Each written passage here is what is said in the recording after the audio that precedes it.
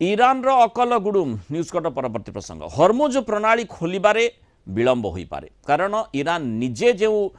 mines समुद्र में बिछई ताकू ठाब कर पारनी केउठी किभली भाव में रखा जाइछि स्ट्रेट ऑफ हरमुज कथा देखा केउठी केउठी माइन्स निजे ईरान बिछई तार सठिक स्थान खोजी पाउना अमेरिका सह युद्ध आरंभ होगा पर ईरान छोट छोट डंगा साहाय्य बिना कौन भी सठिक रेकर्ड रखी समुद्र भितर माइन खंजी अनेक माइन समुद्र स्रोत में भासी बहु दूर को चली जाइए कहुच्छी माइन बिछेवा अपेक्षा ताकू सफा करवा एवं बड़ चैलेंज ईरान पाखरे एथिपाई आवश्यक उन्नत प्रजुक्तिविद्यार अभाव थिबा कहुच्छी अंपटे सामरिक आक्रमण जो ईरान नौसेना भित्तिभूमि भी क्षतिग्रस्त होती फल से कार्य